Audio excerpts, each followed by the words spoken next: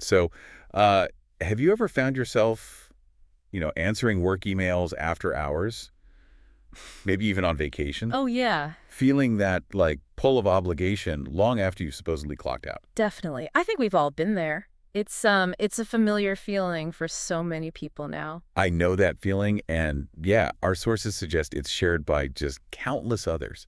Like, you get home, and the first thing you do is check messages. Right. Sometimes maybe your family's right there looking a bit annoyed. Uh-huh. And it's more than just annoying, isn't it? It's become this pervasive challenge in modern work culture.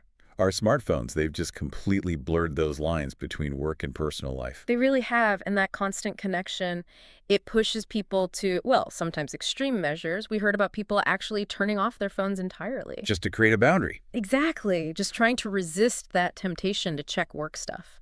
And that right there, that really gets to the heart of what we're diving into today. The right to disconnect. Precisely. This isn't just, a personal pet peeve anymore. It's growing into a kind of global movement. It really is. So our mission today is to do a deep dive. We've got this fascinating stack of sources, news reports, proposed laws, actual stories from people, expert takes. A real mix. Yeah, and we want to explore how this whole movement is taking shape around the world, look at the arguments, for and against it, The pros and cons. and really importantly, what it might actually mean for you, the employee listening right now. We found some genuinely surprising things, some facts and insights we're keen to share. So maybe let's step back first. Why is this right to disconnect discussion even happening now? What's changed? Well, the traditional 9 to 5, I mean, for a lot of jobs, it feels like ancient history, right? In this digital age. Yeah, it really does. Our sources, they paint a pretty clear picture. People are firing off emails late into the night. Uh-huh. There's this feeling, maybe unspoken, but it's powerful, this expectation to be like on call 24/7. And that expectation, it takes a real toll, often a hidden one. Hmm. When we look at the personal impact, it's way beyond just feeling a bit worn out. Oh, definitely. We read about people whose sleep patterns were just completely wrecked. Waking up at, 2 or 3 a.m.? Yeah, just to check emails, imagine that. Think about the cumulative effect of doing that night after night. What are the maybe less obvious, deeper tolls? Does it hit creativity, decision-making? Well, yeah, absolutely. Beyond just burnout, which is bad enough, some studies are showing how this lack of a real disconnect stops our brains from getting into what they call the default mode network. Okay. It's basically a brain state that's crucial for things like problem solving, consolidating memories, even processing emotions. It's when your mind wanders and connects things. So, ironically, being always on might actually make us less effective when we are working. Exactly. The mere thought that you might get contacted creates this kind of constant low-level hum of anxiety, and that prevents real psychological recovery. So it's not just about convenience, it's fundamental well-being, mental restoration, and it can have very immediate, very real impact. Oh, it certainly can. We found this one anecdote that just, wow, it really drove the point home. What was that? So, an employee, they give 2 months' notice for a vacation, cleared it with the boss, set the out-of-office reply, everything by the book. Okay, sounds good. 2 days into the trip, ping, a Slack message. Just a quick question. Oh no. While on vacation. Yeah. And they didn't answer. I mean, why would you? You're on vacation. Right. But when they got back, they got a formal write-up for delayed communication. A formal write-up. Seriously. Even though they were approved to be off. Yep. And this was someone with a history of high performance who, ironically, probably checked Slack off hours way too much in the past. Wow. That's just incredible. The source said the employee totally regretted all those past efforts to seem productive, realized their dedication wasn't valued when it came down to their actual time off. That crystallizes the whole problem, doesn't it? If you're on vacation, the entire point is no duties, zero responsibilities. Exactly. If you're expected to be available, even for a quick question, then it's not really time off at all. You're still tethered. That story, the write-up, and just how common this always-on thing is, it really highlights that this isn't just individuals struggling. It's a huge global conversation now. Yeah, governments are definitely starting to pay attention and even take action. Like France, right? They were pretty early on this. They were among the first. Years ago, actually, they changed their labor laws. Companies over a certain size, 50 employees, I think, had to develop policies about after-hours email. A pioneering move, really, formally saying, okay, this is a problem we need to address. Yeah, it put it on the map legally. And more recently, Australia has brought in a pretty significant new law. What does the Australian one do? It gives employees the explicit right to ignore their bosses outside of working hours. And this is key. It stops employers from punishing them for doing it. Wow. Okay. No punishment. That's big. It is. It applies to big businesses straight away and then small businesses from next August. Interesting. And the wording is really specific. It lets employees refuse to monitor, respond, or acknowledge any contact outside paid hours unless that refusal is considered unreasonable. Ah, there it is. That word unreasonable. That sounds like it could be a sticking point. Exactly. That's already becoming a major focus of discussion. What does unreasonable actually mean in practice? Yeah, I can see that being tricky. And Canada's looking at this too, right? They are. One province is considering legislation, proper laws, to force companies to let staff unplug. There was even a politician in Quebec proposing fines if companies don't comply. Fines, okay. Plus, the federal government did an online survey about right to disconnect rules. It was part of a public consultation on labor standards. So, yeah, the conversation is definitely warming up there, too. And this isn't just happening far away. For listeners in the U.S., New York City is considering something similar. That's right. A proposed right to disconnect bill in NYC. It would make it illegal for employers to contact staff after hours. Illegal, including on regular time off, sick days, vacation. Yep, all of that. It would apply to employers with 10 or more workers. 10 or more. That covers a lot of businesses. How would they enforce that? Well, the proposal has a pretty specific mechanism. An employee could file a complaint through 311, the city's info line. Okay. And if they find a violation, the employer gets fined. And the employee gets an additional $500 fine paid directly to them. Oh, interesting. So there's a direct incentive for the employee. Right. It gives the employee some teeth, potentially. But it's important to mention the NYC idea, like others, does have exceptions. For jobs that genuinely require being on call. Exactly. It acknowledges that some roles, emergency services or certain IT positions maybe just don't fit neatly into that 9-to-5 boundary. Makes sense. So with all these moves happening globally, it's obvious there's a big debate.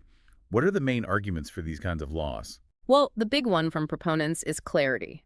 They argue these laws would make expectations much clearer for workers. Instead of guessing or feeling pressured. Precisely. Instead of the onus being on the individual employee to figure out unspoken rules or feel constantly obliged, the law sets a baseline. It helps the average person know where work ends and personal time begins. And beyond just setting a boundary, how do they see it helping employee well-being? What's the sort of deeper goal? The ultimate aim is preventing burnout on a mass scale, stopping the workforce from getting demoralized, overly stressed, just working around the clock. Right. The idea is to encourage proper rest so people can come back to work refreshed, maybe even more productive. It's about long-term sustainability for the workforce. And that makes a lot of sense. And we also saw arguments that these laws actually incentivize, like, good business practices. How does that work? The thinking is that it encourages well-run businesses and discourages, bad habits or exploitative practices. It basically says, look, you can still expect hard work, but extra time or constant availability needs to be properly incentivized and compensated.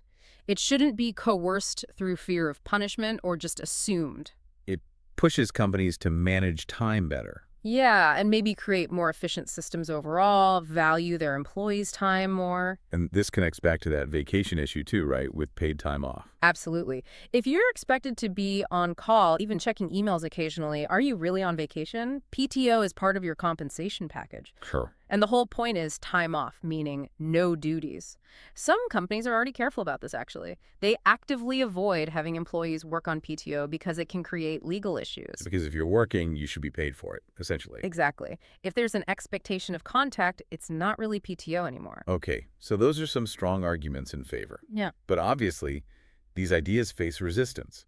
What are the main concerns we're hearing from, say, employment lawyers or business groups? Yeah, there's definitely significant pushback. We saw one employment lawyer saying, look, written policies are fine, maybe even a good idea, but actual laws, they could be incredibly difficult to implement effectively. Why? What's the difficulty? Mainly around defining those exceptions we talked about. How do you clearly define which jobs are exempt and which aren't without creating loads of gray areas and potential disputes? I see. And that worry about implementation seems borne out by France's experience, even though they started early. What's the reality on the ground there? It is, well, it's a bit of a sobering reality check, actually. Despite the law being in place for years, reports suggest a really high number of French companies, maybe 50%, some say even up to 75%, just don't comply. Really? That high? Yeah, and get this. A third of French managers apparently still send emails on weekends, and a third of French workers admit to checking emails during their month-long August break. Wow. So the law is there, but the culture hasn't necessarily caught up. Exactly. It raises big questions about how effective these laws can be if there isn't a deeper cultural shift happening at the same time. You need both, it seems. Critics also worry about the economic impact, don't they? That these laws could somehow box in companies, especially in global hubs like New York City. Right. The argument is that in a 247 global marketplace, companies, particularly multinational ones, need that constant connectivity. Think about dealing with issues in different time zones, like the German stock market example you mentioned earlier. So the fear is that strict disconnect laws could make a city less competitive. Potentially. That it could hinder the economy if firms feel they can't operate efficiently across time zones. It might make them reconsider locating HQs or major offices there. And then there's the sort of philosophical argument about government overreach. Yes, that comes up too. Some people argue that it's just not the government's place to dictate when individuals should or shouldn't work. That work-life balance is a personal thing. Exactly. That families should decide that for themselves. And it's overstepping for regulations to define that right balance. It raises that question. Who ultimately gets to decide these very personal trade-offs? And businesses themselves, what are their big worries? Productivity, flexibility. Both of those. There's concern that these laws will just crush productivity, make things less flexible, and ultimately just become another basis for litigation. Meaning more lawsuits. Yeah, the fear is that it benefits lawyers more than anyone else, and small businesses especially could get tangled up in costly disputes. And it seems like a lot of these concerns, both legal and practical, come back to that word we highlighted earlier. Unreasonable. Yes. Defining what counts as an unreasonable refusal to respond. It's consistently flagged as the major sticking point. What's unreasonable in one job might be perfectly normal in another. It's expected to vary hugely between workplaces, between roles. So that central question is still very much up in the air. Very much so. And it's likely where a lot of the debate, and maybe the legal fights, will happen if these laws become more widespread. But stepping back from the legal wrangling and the economic debates for a second, our research turned up another really interesting perspective on this. Oh, yeah. Some sources suggested that if a manager needs to contact someone who's on vacation for an answer, maybe the problem isn't the employee being unavailable. What's the problem then? It might actually point to, well, a competency issue with the person making the call, or maybe a failure in management generally, How so? like a failure to set up proper systems so questions can be answered without bothering the person who's off. Maybe knowledge isn't shared well enough or processes aren't documented. Ah, that's a really powerful point. It flips the script, doesn't it? Totally. It shifts the focus from why isn't this employee available to why is our company set up so that we need to bother someone on vacation? If things are organized properly, if knowledge is shared, documentation is good. The need to interrupt someone's holiday should be pretty rare, theoretically. Right. And that leads to the bigger picture again, doesn't it? Laws can set boundaries, but that cultural shift inside companies, Yeah. that seems crucial. Absolutely essential. Because even if the law exists, it can be really hard for an employee to actually stand up for their right to disconnect if they don't feel secure in their job. Fear of repercussions, even if technically illegal. Exactly. The culture needs to support the law for it to really work. So what does this all boil down to for you, our listener? Even if there isn't a specific law where you live, maybe there's still action you can take. Well, we heard about people who've basically adopted their own personal policies, just deciding, okay, quitting time means I'm quitting for the day. Full stop. And they notice a difference. A significant difference in their off hours, yeah. It shows there's still a degree of personal power here. You can try to claim back your personal time, even if it's just setting your own boundaries. It highlights that personal agency still matters a lot. Laws provide a framework, a safety net maybe. Yeah, a protective floor. But ultimately, it's that combination of individual choices, company culture, and maybe legal backup that will shape whether the right to disconnect actually leads to a healthier work-life balance for people. So wrapping things up, we've seen today that this right to disconnect, it's really complex, isn't it? It's this balancing act between Individual well-being, the way work keeps changing, business needs, global connections. It really is, and it's a conversation that's clearly happening all over the world now. You've got proposed fines in Canada, specific laws in Australia, debates in New York City. It's not going away. As technology just keeps blowing those lines between work and the rest of our lives, that question of what unreasonable truly means when someone contacts you after hours, that's going to be huge. It's the million-dollar question, really. And maybe the even bigger question is, who should get the final say in defining that balance for your life and for your well-being?